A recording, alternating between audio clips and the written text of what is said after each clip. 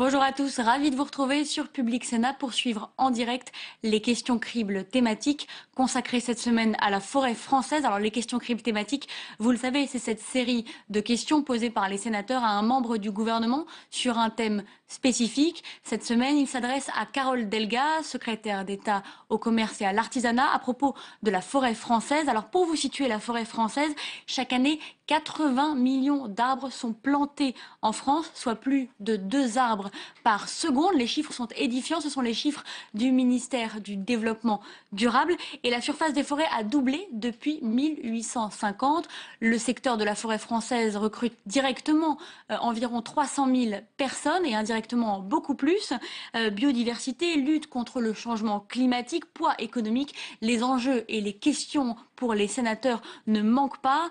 Pour vous situer toujours la forêt, la France est le 3e pays européen par sa surface forestière, après la Suède et la Finlande. Et la France est le premier producteur européen de chênes, de hêtres et de peupliers. Alors les questions d'actualité vont donner la parole à 9 intervenants différents. Les questions cribles thématiques, vous le savez, c'est un exercice qui a été instauré par Gérard Larcher et qui devrait être bientôt supprimé. Tout de suite, direction les questions cribles et votre séance. Elles vont être posées à Madame Carole Delga, secrétaire d'État chargée du commerce, de l'artisanat, de la consommation et de l'économie sociale et solidaire. Et elles portent sur la forêt, et notamment la forêt française, bien sûr. La séance est retransmise en direct sur France 3 et Public Sénat. Et pour ouvrir à l'orée du bois, en quelque sorte, la parole est à Monsieur Alain Houpert pour le groupe Union pour un mouvement populaire. Vous avez la parole, mon cher collègue. Monsieur le Président, Madame la Ministre, mes chers collègues, oui, la forêt est obscure et j'espère qu'après nos interventions, elle sera percée de raies de lumière. Si mon collègue Yannick Botrel et moi-même avons rendu le mois dernier, au nom de la Commission des finances, un rapport intitulé « Faire de la filière bois un atout pour la France », c'est parce que notre pays n'est pas la puissance forestière qu'elle pourrait être. Notre travail, appuyé sur une enquête de la Cour des comptes, a permis de démontrer que la politique forestière est aujourd'hui sans stratégie, sans pilote et sans résultat. Les 5 ministères qui mettent en œuvre un ou plusieurs volets de cette politique concernant la filière adaptent chacun dans son coin une vision des enjeux qui lui est propre. Ma première question, Madame la Ministre, est issue de ce constat. Quand et selon quelles modalités allez-vous construire un lieu de concertation et de décision interministérielle pour cette filière? Il s'agit d'une urgence impérative pour la construction d'un pilotage stratégique de la filière, ce qui constitue la première de nos recommandations.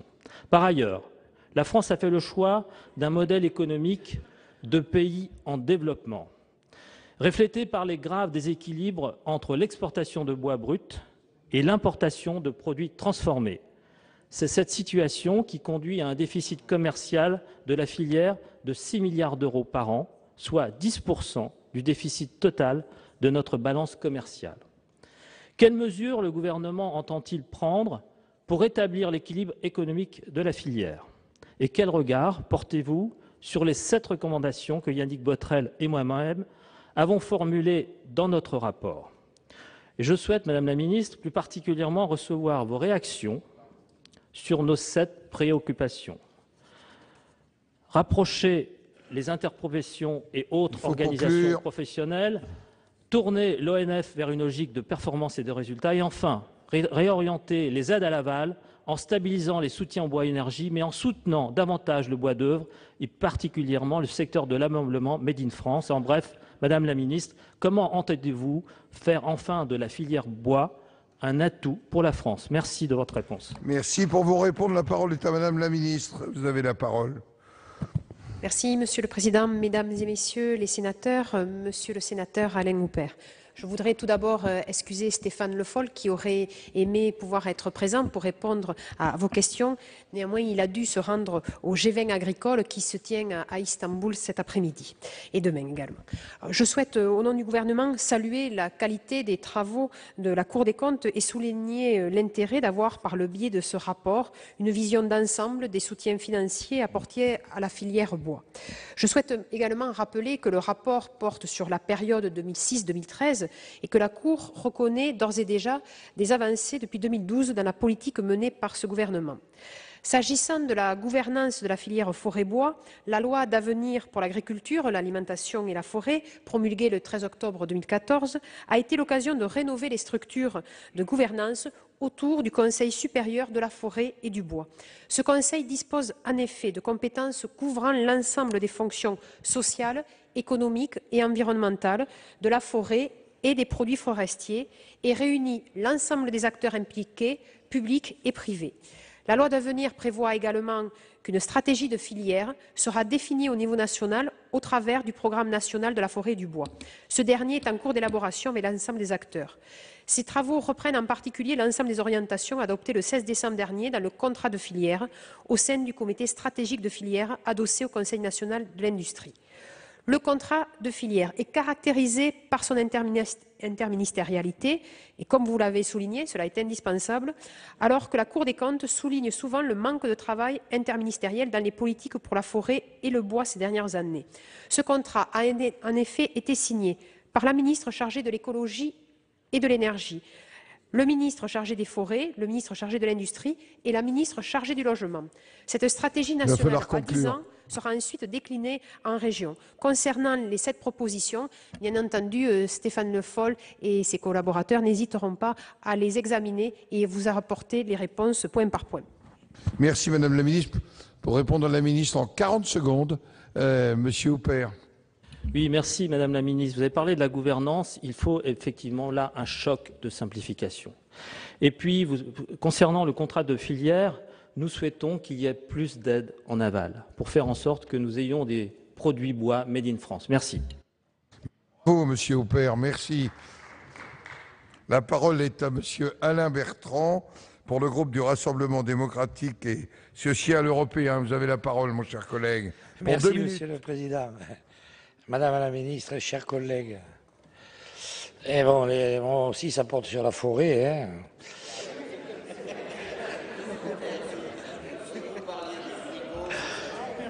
J'aurais pu parler de la pêche à la ligne. Je sais que le président du Sénat est un expert. Non, de la forêt, de la filière bois. Bon, c'est une filière d'avenir, on le dit tous. Depuis, il y a des rapports en pagaille qui mettent en évidence cette ressource, notamment comme levier des territoires ruraux et hyper-ruraux pour créer des emplois et de la valeur ajoutée. Donc très concrètement, je veux m'appuyer sur le cas que je connais un peu, c'est celui de la forêt lozérienne, qui ne fait pas que recéler des cèpes, des bécasses et autres volatiles. La filière bois représente 2000 emplois en Lozère, Monsieur le Président, Madame la Ministre. Elle est plutôt bien structurée et elle nous permet, contrairement à certains départements français, de transformer localement la majeure partie des coupes lozériennes.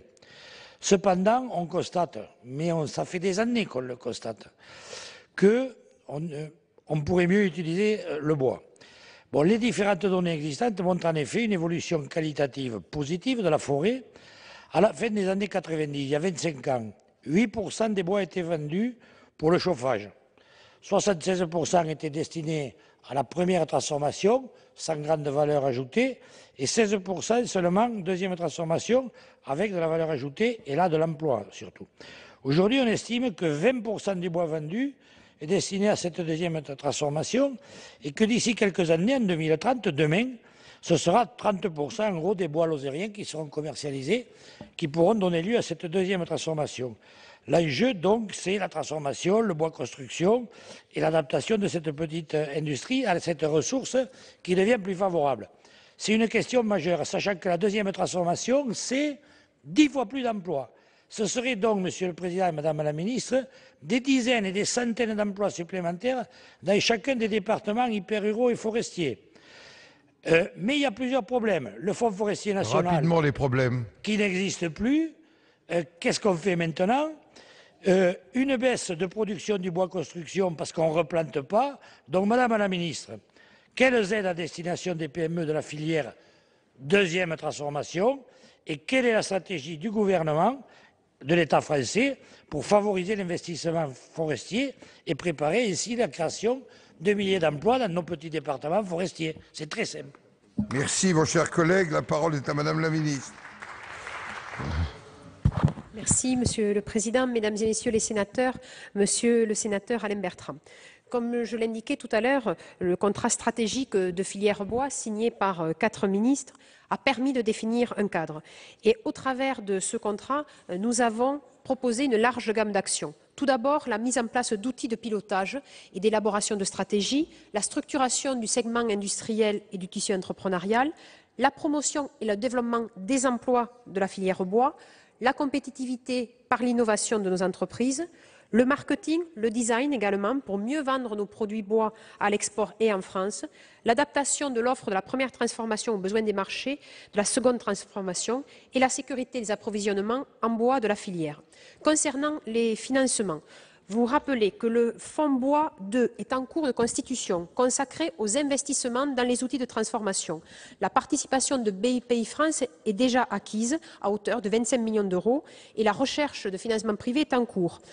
Concernant les financements, et pour l'investissement forestier, la création du Fonds stratégique de la forêt et du bois, dont l'enveloppe atteindra à terme 30 millions d'euros, va être combinée avec l'extension du Fonds chaleur à la mobilisation du bois énergie. Et là, pour la première fois, en 2015, 30 millions d'euros sont consacrés afin de permettre justement l'alimentation du bois pour le dispositif des énergies à travers l'utilisation du bois. Et nous avons également souhaité mettre en place un nouveau compte d'investissement forestier et d'assurance qui permettra, à travers ces mesures fiscales, de dynamiser la mobilisation et aussi de soutenir la transformation du bois sur notre territoire, gage de création d'emplois dans les territoires ruraux et également hyper ruraux comme ils vous sont chers. Merci. Mon cher collègue, pour répliquer au ministre en 30 secondes. Bien, je remercie Madame la Ministre et Monsieur le Ministre de l'Agriculture de l'ensemble de ces précisions. C'est vrai qu'il y a un vrai dispositif, une vraie stratégie. Je solliciterai, Madame la Ministre, que les préfets soient un peu les chefs d'orchestre et stratégie sur le territoire pour répondre aussi bien aux investisseurs privés que publics et aux entrepreneurs, de telle manière que les entrepreneurs aient face à eux une espèce de guichet unique qui leur permette de savoir toutes les cordes dont notre arc dispose pour mettre en valeur enfin nos forêts et nos entreprises forestières et ainsi créer de l'emploi. Donc la réponse me satisfait, mais sur l'aspect fonctionnel, faisons encore des progrès parce que nos entrepreneurs sont un peu perdus et nos propriétaires forestiers aussi. Merci, mon cher collègue. La parole est maintenant à notre collègue Joël Labbé pour le groupe écologiste. Vous avez la parole.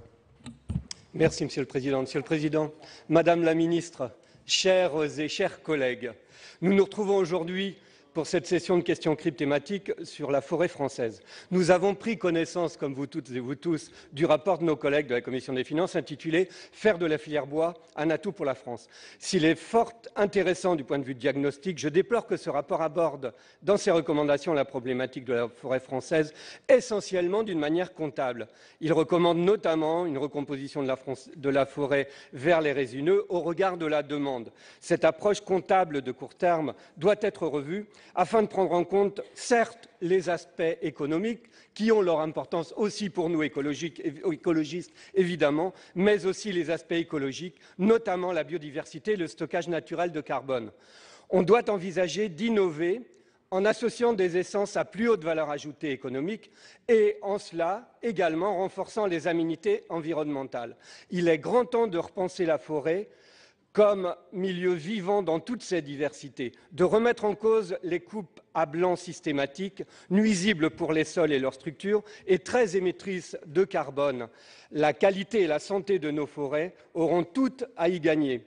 Une parcelle forestière gérée durablement permet au sol de jouer son rôle de puits de carbone, objectif attaché par la France notamment par son ministre de l'Agriculture en vue de la COP21 au travers du projet de recherche internationale 4 pour 1000, dont l'objectif est de développer la recherche agronomique afin d'améliorer les stocks de matière organique des sols de 4 pour 1000 par an. Et une telle augmentation à l'échelle mondiale permettrait de compenser l'ensemble des émissions de gaz à effet de serre de la planète. C'est dire si la forêt végétale et le sol de cette forêt ont un rôle essentiel à jouer. Madame la ministre, pouvez-vous nous indiquer quelle est la position du gouvernement français concernant la gestion des forêts françaises afin de garantir une cohérence de l'exploitation et une amélioration des aménités environnementales en termes de biodiversité et de stockage de carbone dans les sols forestiers? Je vous remercie. Merci, mon cher collègue. Pour vous répondre, la parole est à Madame la ministre. Merci, Monsieur le Président, Mesdames et Messieurs les sénateurs, Monsieur le sénateur Labbé. Je tiens à vous rassurer, la gestion durable est le principe de base qui guide la politique forestière nationale dans le respect de nos engagements européens et internationaux. La récente loi d'avenir a d'ailleurs rappelé ce principe en reconnaissant d'intérêt général la protection et la mise en valeur des bois et forêts ainsi que le reboisement dans le cadre d'une gestion durable. L'importance des aménités de la forêt, que ce soit en termes de biodiversité, de lutte contre le réchauffement climatique ou de fonctions récréatives, sont régulièrement réaffirmées. Le programme national de la forêt et du bois en cours d'élaboration en sera la traduction concrète pour les 10 prochaines années. Pour autant, il ne faut pas perdre de vue qu'à ce jour, seule la production de bois et la chasse sont génératrices de recettes et permettent aux propriétaires publics ou privés d'entretenir leur forêt et d'y investir. La forêt n'a jamais cessé d'être pensée comme un milieu vivant. La coupe rase ou à blanc ne signifie pas forcément destruction de biodiversité ou appauvrissement des sols. Il est question de mesure, il est question de savoir bien gérer la forêt. Concernant les enjeux climatiques, la forêt et l'agriculture seront au cœur des négociations de la prochaine COP21. C'est la volonté affirmée à plusieurs reprises par Stéphane Le Foll. La forêt et le secteur des terres ont un rôle très important à jouer dans l'atteinte des objectifs ambitieux de réduction d'émissions de gaz à effet de serre. La dynamisation de la sylviculture, objectif partagé par France Nature Environnement et l'agronomie, peuvent fortement contribuer à l'atteinte de cet objectif. C'est dans ce but que Stéphane Le Foll a initié un programme de recherche et d'action internationale 4 pour 1000 sur le constat suivant. Une augmentation de 4 millième de la teneur en matière organique des sols permettrait de compenser les émissions annuelles mondiales de CO2.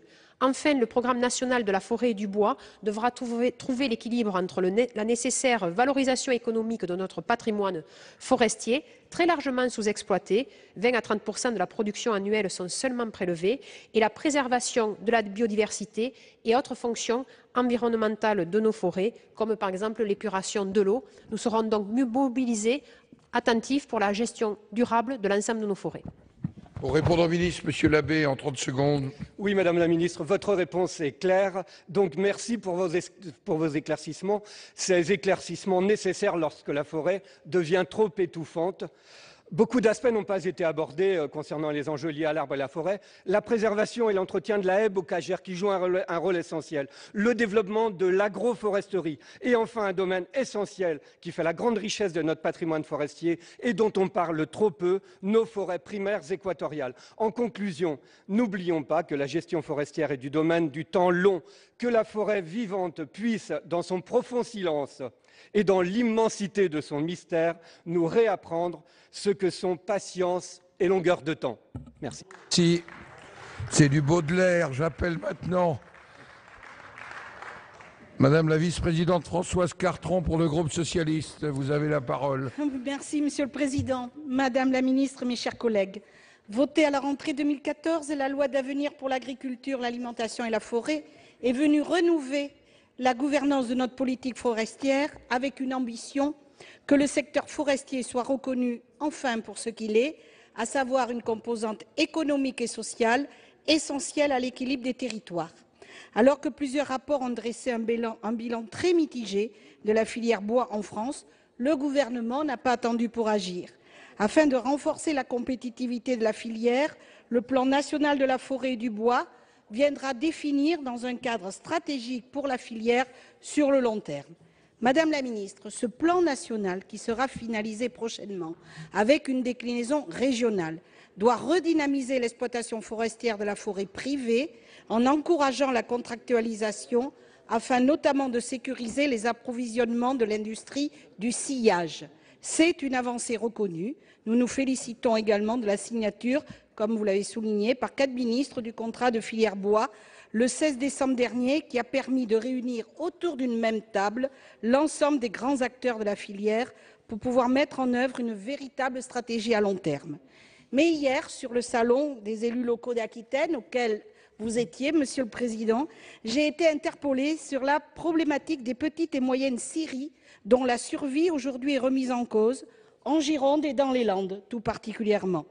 Madame la ministre, pourriez-vous réaffirmer la détermination du gouvernement à soutenir les scieurs locaux dont les capacités financières sont limitées, notamment par rapport aux grands groupes papetiers internationaux? Merci Madame la Présidente. Madame la Ministre, vous avez la parole. Merci Monsieur le Président, Mesdames et Messieurs les sénateurs, Madame la Vice-présidente Françoise Cartron. Le secteur de la première transformation du bois connaît les mêmes évolutions que l'agriculture, avec une baisse continue du nombre de scieries et une tendance à la concentration avec la création de grosses unités, surtout en résineux. Depuis 30 ans, la scierie française a ainsi perdu chaque année une centaine d'unités, soit près de 3500, en particulier en feuillus, alors que notre massif est très majoritairement feuillu.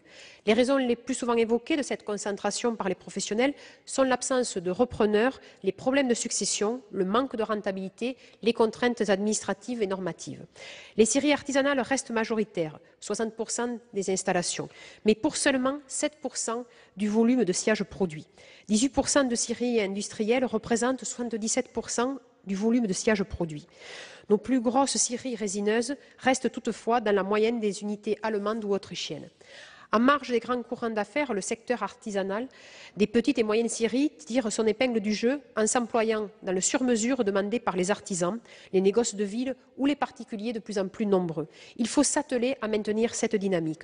Le maintien d'un tissu de scieries de toute dimension est important, est essentiel pour le maintien de l'activité dans nos territoires ruraux et pour l'économie de l'ensemble de la filière.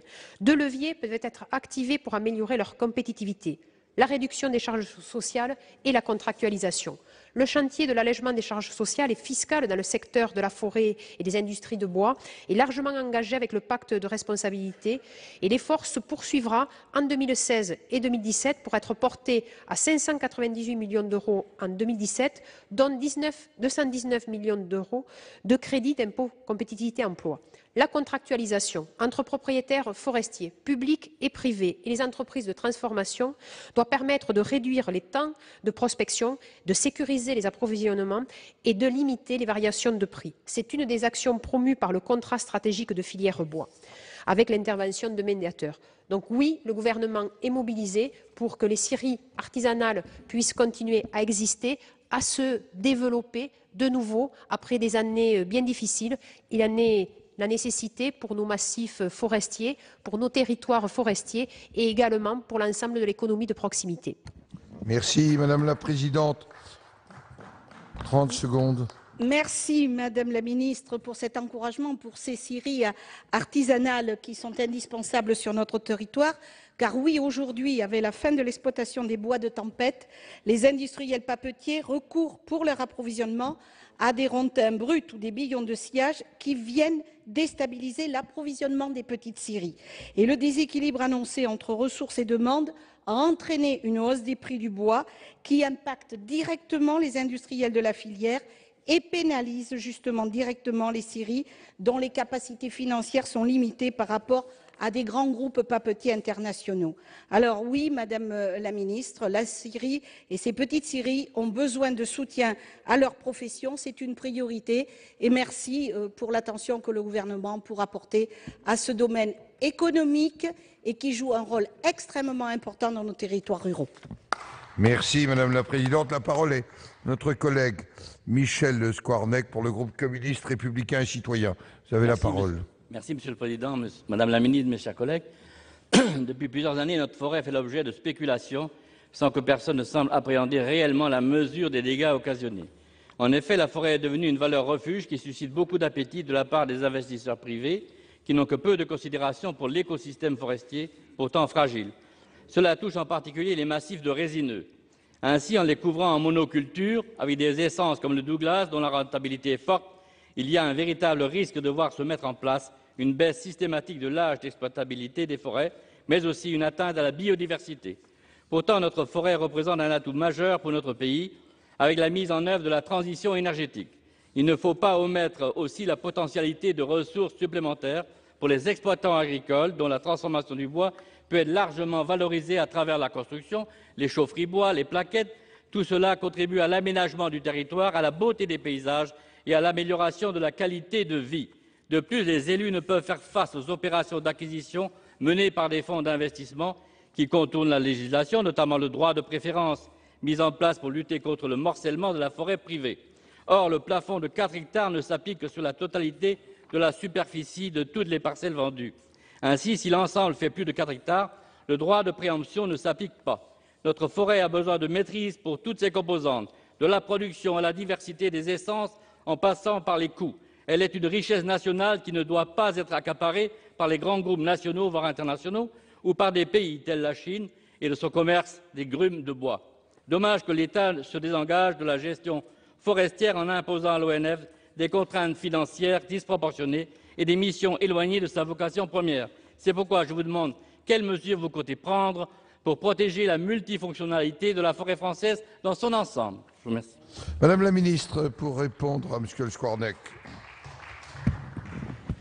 Merci, Monsieur le Président. Mesdames et Messieurs les sénateurs, Monsieur le sénateur Le Squarnec, comme je viens de l'indiquer dans ma réponse au sénateur Joël Labbé, la gestion forestière durable constitue le socle de notre politique. Je l'ai rappelé, pour l'instant, force est de constater que seul le bois et la chasse assurent la quasi-totalité du financement de la forêt. Alors que la préservation et la valorisation de ce patrimoine forestier dictent notre action, la forêt métropolitaine, aujourd'hui, dans sa grande majorité, est une belle endormie. Dans ces conditions, une exploitation forestière plus intense ne représenterait en rien une menace pour les écosystèmes forestiers. On ne prélève en moyenne que 40 à 50% de l'accroissement annuel de la forêt, et en forêt privée, nous sommes que de 20 à 30%. Autant dire que le capital forestier continue de croître. Dans bien des cas, ce n'est pas souhaitable tant pour la séquestration du carbone dans des peuplements arrivés à maturité que pour le renouvellement et l'adaptation des forêts au dérèglement climatique. Et cela sans parler des risques d'instabilité des peuplements en cas de tempête, comme ce fut le cas en 1999 et 10 ans plus tard. La gestion forestière doit être dynamique et respectueuse de la biodiversité. Il n'y a, selon nous, aucune incompatibilité entre ces enjeux. Je vous rejoins toutefois dans le constat de certaines dérives qui conduisent à faire de nos forêts des refuges fiscaux sans qu'aucun des services économiques, sociaux ou environnementaux ne soit rendu à la nation. Des contrôles seront prochainement lancés pour vérifier l'effectivité de la gestion forestière, engagement pris par les propriétaires forestiers en contrepartie des réductions fiscales accordées, réduction de droits de mutation, réduction d'ISF. Des bulles spéculatives sur la valeur des forêts sont actuellement constatées en lien avec certains avantages fiscaux de la loi TEPA. La forêt est certes un bien privé pour 75% de sa surface, mais je vous rejoins totalement sur ce point, elle représente également, je dirais même surtout, un patrimoine commun qui ne peut être considéré comme un régime fiscal. Concernant les autres questions que vous avez posées, je vous propose à ce moment-là d'un rendez-vous car il y a une technicité à vous apporter dans des délais qui ne peuvent être tenus pour les 2 minutes. Monsieur Squarnec. Merci, Madame la Ministre. Donc, votre réponse me satisfait partiellement, en parlant de gestion durable, du capital à valoriser, des gros efforts qui restent à faire, cela est vrai. Je voudrais donc ajouter certains éléments qui mériteraient d'être accentués, comme le renforcement du droit de préférence des riverains afin de valoriser le regroupement forestier. Chaque propriété ou parcelle devrait faire l'objet d'un droit de préférence, quelle que soit sa superficie. De même, il me semble que ce serait important d'élargir encore le droit de préemption des SAFER aux parcelles boisées ou d'octroyer également aux communes forestières un droit de, un droit de préemption. Ce seraient des premiers éléments de réponse face à la spéculation pour laquelle les acteurs locaux sont totalement désemparés. Cela implique qu'à chaque vente, les communes et les SAFER soient informés. Enfin, il est nécessaire de mettre en place un véritable service public qui englobe les propriétaires publics et privés, un contrôle indépendant de l'exploitation des forêts domaniales et un financement pérenne de la gestion forestière afin de réguler l'exploitation et la fonction du long terme et de l'équilibre de la forêt. Merci. Merci, mon cher collègue. La parole est à une forestière d'ailleurs, Madame Anne-Catherine Loisier, pour le groupe Union des démocrates et indépendants. Monsieur Karoutchi est aussi forestier. Merci Monsieur le Président, Madame la Ministre, mes chers collègues. Ma question porte sur l'avenir de l'ONF, du régime forestier et de la gestion durable des forêts publiques françaises. En août dernier, l'État, unilatéralement, a remis en cause le contrat d'objectifs et de performance 2012-2016 convenu avec l'ONF et les communes forestières. Il manque 50 millions d'euros pour redresser les comptes de l'ONF. Bercy envisage donc un financement supplémentaire des communes en proposant de porter la participation de 2 euros par hectare instituée en 2012 à 14 euros et d'augmenter les frais de garderie de 12 à 18%. Face aux protestations des élus des communes forestières, le gouvernement recule et renvoie à une renégociation. Aujourd'hui, ces discussions sont dans l'impasse.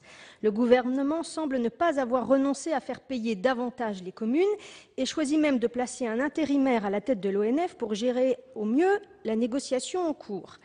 Il n'est pire sourd que celui qui ne veut pas entendre, titrait le président de la Fédération nationale des communes forestières dans son dernier édito pour témoigner de son dépit, madame. Car trop, c'est trop. Dans un contexte de baisse des dotations, les communes forestières n'en peuvent plus. Elles ont déjà fait des efforts financiers considérables en 2012. Aujourd'hui, elles sont prêtes à redéfinir le cadre du régime forestier, à envisager de nouvelles méthodes de gestion plus économes. Mais c'est à l'ONF de maîtriser ses dépenses de fonctionnement. Une économie réaliste de 2% suffirait.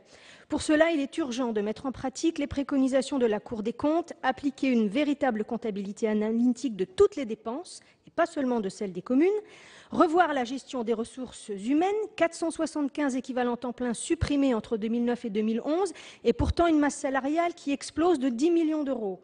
Recentrer les investissements des filiales concurrentielles sur les seules opérations rentables, un critère de bon sens. Si l'on cherche encore, Madame la Ministre, à imposer des charges supplémentaires et injustes aux communes forestières, elles ne signeront pas ce contrat et elles chercheront à se désengager de ce régime forestier. À la veille de la COP 21, il serait dommage d'en arriver à une telle extrémité.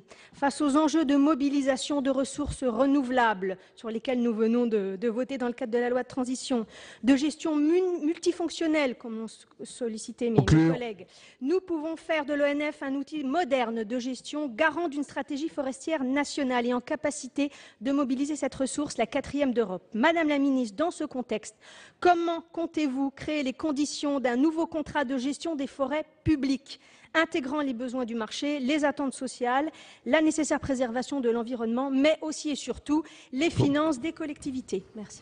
Merci. Pour vous répondre, la parole est à Madame la Ministre. Merci, Monsieur le Président, Mesdames et Messieurs les sénateurs, Madame la sénatrice Loisier. Avant toute chose, je tiens à réaffirmer l'attachement du gouvernement au régime forestier fondé sur la gestion des forêts et des collectivités par l'Office national des forêts. Si les forêts publiques ne représentent qu'un quart de la surface boisée métropolitaine, l'ONF commercialise 40% du volume des bois. C'est en cela un acteur clé de la filière forêt-bois. En 2013, le coût net de la gestion des forêts des collectivités s'est élevé à 175 millions d'euros. Les collectivités ont contribué à hauteur de 15% au financement de ce coût au travers des frais de garderie sur la base des recettes tirées de leur forêt et une contribution forfaitaire à l'hectare de forêt gérée, 2 euros par hectare. En 2014, l'État a augmenté de 20 millions d'euros le versement compensateur pour le porter à 140 millions d'euros. Dans le cadre du triennal 2015-2017, l'objectif de réduction des déficits publics avait conduit le gouvernement à augmenter progressivement la contribution des communes forestières pour atteindre 50 millions d'euros en 2017. La forte opposition des communes forestières a conduit à anticiper la révision du contrat d'objectifs et de performance de l'établissement qui devait prendre fin en 2016. Il faut noter que dès sa première application, 2012, les hypothèses sous-jacentes à ce COP se sont révélées très ambitieuses, voire peu réalistes. L'État a d'ailleurs contribué à hauteur de 100 millions d'euros au-delà de ce qui était prévu dans le COP. En 2015, l'ONF intégrera la baisse de 20 millions d'euros prévue. Le niveau des ventes de bois de 2014 et des économies de gestion y pourvoiront. Je me permets quand même de rappeler les efforts qui ont été faits ces dernières années par l'ONF et ils ont participé fortement à la réduction des dépenses publiques. Enfin, les travaux sont d'ores et déjà engagés entre les signataires du COP pour préciser les objectifs et les moyens qui seront assignés à l'établissement pour la période 2016-2020 et nous continuons à travailler, bien entendu, en concertation avec les communes forestières pour avoir un dispositif adapté et soutenable. Merci Madame la Ministre. Ma chère collègue, pour 30 secondes. J'ai bien entendu vos propos encourageants et j'espère vraiment que nous arriverons à trouver un mode d'organisation qui satisfera l'ensemble des parties, parce que les uns comme les autres, les communes forestières comme l'État, nous sommes effectivement attachés à ce régime forestier. Il faut vraiment que chacun et que nos gouvernements prennent conscience que la forêt française est exceptionnelle. C'est la 4e forêt d'Europe par sa surface, c'est la 3e forêt d'Europe par son volume de bois sur pied. C'est aussi une forêt exceptionnelle, ça a été dit, par sa diversité, par la gestion durable que les acteurs forestiers ont mis en œuvre depuis des années. Et c'est un formidable potentiel d'emploi que nous nous devons aujourd'hui, compte tenu de la situation économique du pays, d'exploiter, et le mot convient particulièrement, d'exploiter et d'optimiser. Et la parole est à notre collègue Philippe Leroy pour le groupe Union pour un mouvement populaire. Monsieur le protecteur Président, des forêts. Monsieur le Président, Madame la Ministre, je voudrais d'abord remercier la Cour des comptes et la Commission des finances qui ont établi un excellent rapport, un très bon diagnostic sur la forêt, et ce, à la demande du groupe d'études du travail forêt-bois du Sénat. Le rapport qui nous est présenté aujourd'hui doit être nuancé, dans ses applications. En effet, le rapport rappelle fort opportunément que la forêt française est essentiellement feuillue et très peu résineuse, et qu'en fait, aujourd'hui, les usages des sciages feuillus ont disparu en grande partie, et que nous sommes donc déficitaires en sciages résineux. Et ça, c'est une constante, une réalité qui s'impose à nous pour 10 ou 20 ans ou 30 ans encore.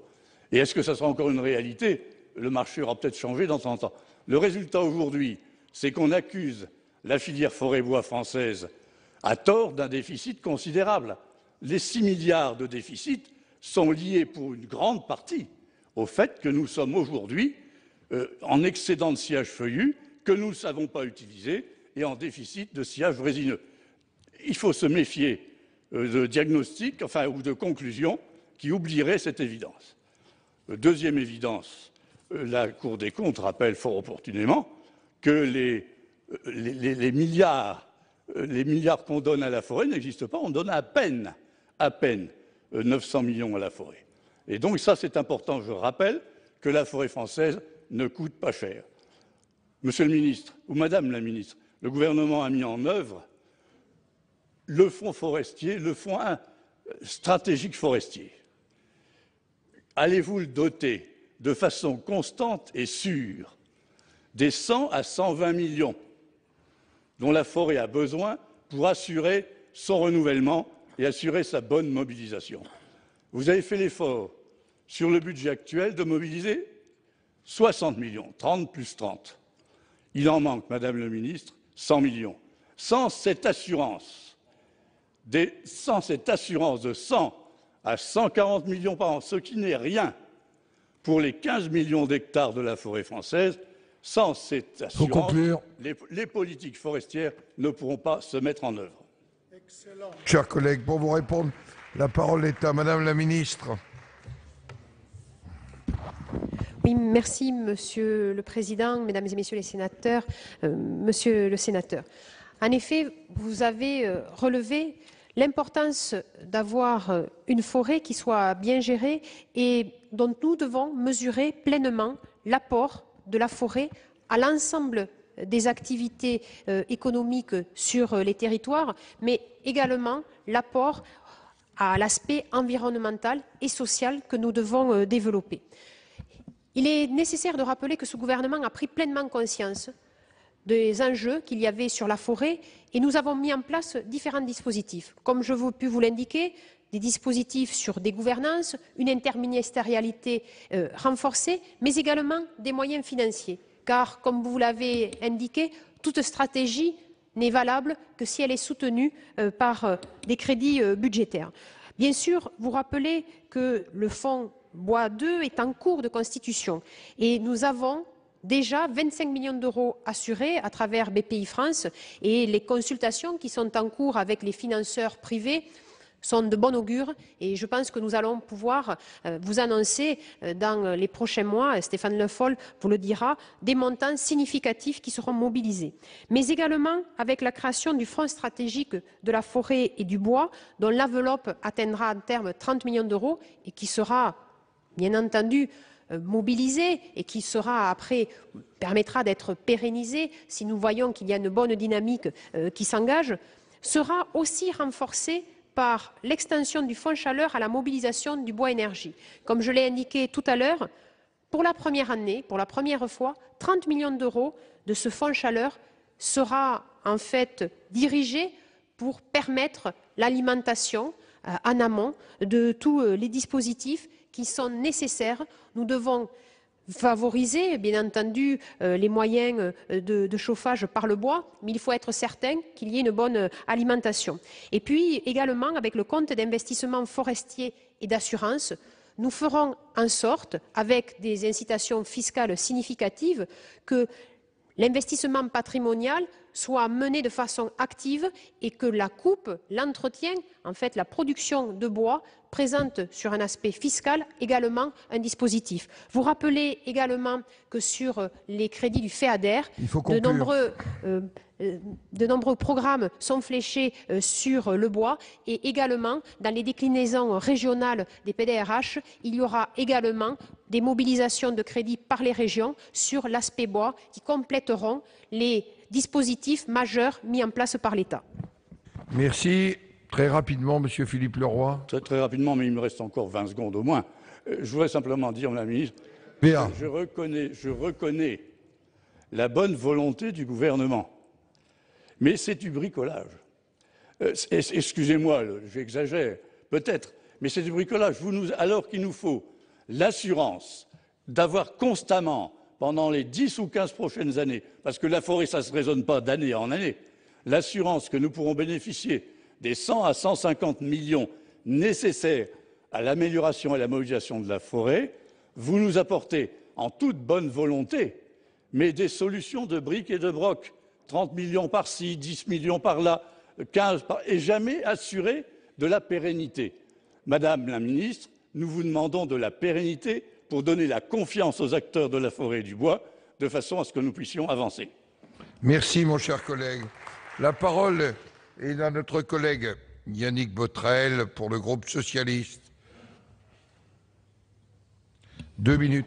Monsieur le Président, Madame la Ministre, mes chers collègues, il y a un mois précisément, avec mon collègue Alain Houpert, nous rendions public, au nom de la Commission des finances, un rapport d'information sur les soutiens publics à la filière forêt-bois française. Et ce rapport faisait suite à une enquête demandée par notre commission à la Cour des comptes. À la suite de sa publication, nous avons souhaité attirer l'attention du gouvernement et des différents ministères concernés, en particulier sur la question de la gouvernance de la filière. En effet, la réflexion stratégique sur ce que devraient être les priorités de la politique forestière française est insuffisante. Cette situation conduit donc trop souvent à un saupoudrage des crédits publics, ce qui ne permet ni d'être performant ni d'être efficient. La mise en valeur et l'exploitation efficace et raisonnée de la forêt devraient faire consensus. Dès lors, comment cet objectif se traduit-il en termes de politique publique, par exemple en matière de reboisement, en ce qui concerne l'amont, car il s'agit là, selon moi, d'un enjeu fondamental nécessitant des réponses politiques rapides, mais également en matière de balance commerciale en ce qui concerne l'aval. À cet égard, je veux préciser un aspect de notre rapport qui a pu être mal compris.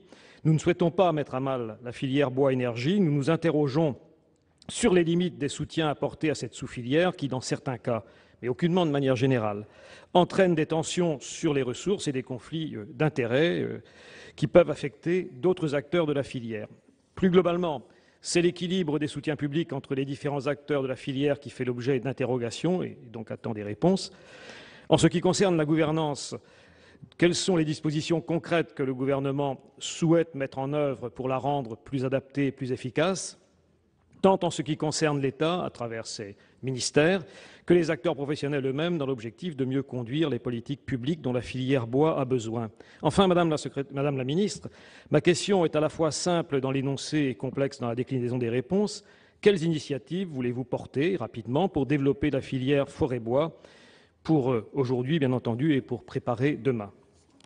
Merci. La parole est à Madame la ministre pour répondre à Monsieur Botrel. Vous avez la parole. Oui, merci Monsieur le Président, Mesdames et Messieurs les sénateurs, Monsieur le sénateur Botrel. La loi d'avenir pour l'agriculture, l'alimentation et la forêt répond, je pense, à vos attentes. En premier lieu, le programme national de la forêt et du bois est en cours d'élaboration par l'ensemble des acteurs de la filière forêt-bois. Il sera décliné en programmes régionaux sous la double tutelle de l'État et des régions, acteurs économiques clés du développement de la filière bois.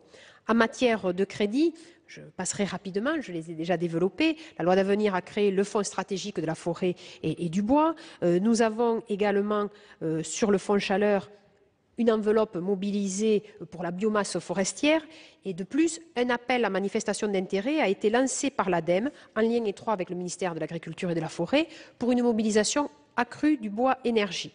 Rappelez que cette initiative, conjointe avec l'ADEME, a été couronnée de succès car plus de 60 millions d'euros de projets ont été identifiés. Et les projets définitifs seront sélectionnés au second semestre. Enfin, le gouvernement est soucieux d'associer étroitement les acteurs professionnels de la filière aux choix stratégiques, tant amont qu'aval. Les commissions régionales de la forêt et du bois seront redéfinies. Le décret est en cours dans le sens d'une participation élargie des acteurs de l'aval de la filière sous la double présidence État-région. Le programme national de la forêt et du bois en cours d'élaboration, ses déclinations régionales et le contrat stratégique signé par 4 ministres constitueront le cadre qui permettra pour les années futures d'avoir une action publique de la forêt-bois, donc gouvernance, financement, mobilisation, soutien à l'ensemble des acteurs amont et aval permettront d'assurer un investissement fort qui n'a jamais eu lieu durant les 10 dernières années sur ce secteur. Merci Madame la ministre. Monsieur le sénateur. Merci Madame la ministre de votre réponse. Je rappellerai que ce rapport portait en effet sur une période qui s'achevait en 2013. Pour autant, l'enjeu économique est important, cela a été rappelé. Pour un déficit du commerce extérieur, de la balance du commerce extérieur de 60 milliards, la forêt pèse pour 10 milliards, il y a donc un enjeu économique important. Il faut ensuite avoir, je pense, au cœur de nos politiques, l'anticipation nécessaire parce qu'un segment de la filière bois emballage léger nous alerte dès maintenant sur un risque de pénurie de la ressource à horizon 15 ans, hein, en clair, les plantations de peupliers. Et puis enfin, sur l'organisation du gouvernement, ou en tous les cas de l'État, 5 ministères qui jouent chacun leur partition, pourrait-on dire, peut conduire parfois à la cacophonie. Il faut donc qu'un chef d'orchestre s'impose et sur ce point, les initiatives du gouvernement sont attendues. Merci. La parole est maintenant à notre collègue Henri Cabanel pour le groupe socialiste. Vous avez la parole.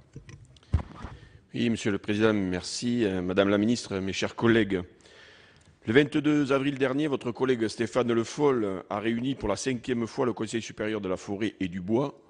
L'objectif du gouvernement est très clair, co-rédiger avec la filière le programme national de la forêt et du bois dans une démarche de nécessaire politique interrégionale et de prospective à 10 ans.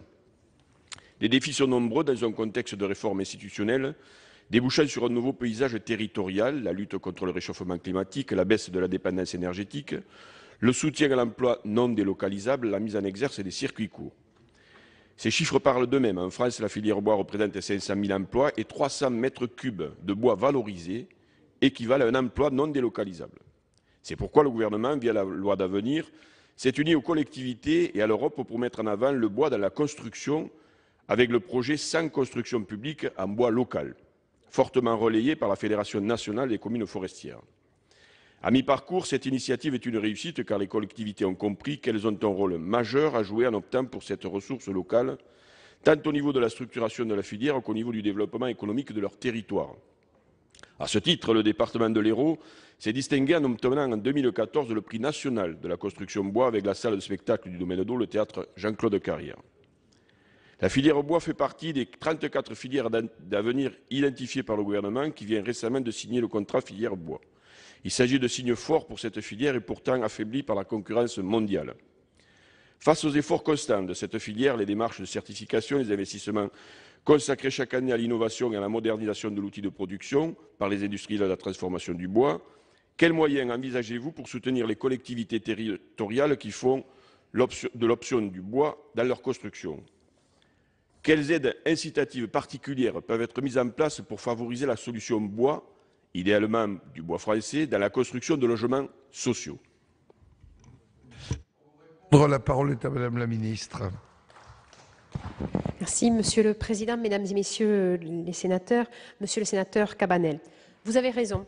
Le développement de l'utilisation du bois dans la construction est un levier majeur, sinon le principal, pour le développement de l'ensemble de notre filière bois. Différents leviers peuvent être actionnés pour valoriser les bois français. En premier lieu, il faut signaler l'initiative du secteur privé qui vient de proposer un label bois français.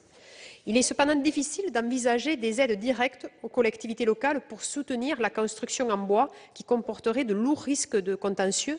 Le Conseil constitutionnel a récemment annulé le décret de 2010 sur les seuils minimums d'incorporation du bois dans la construction.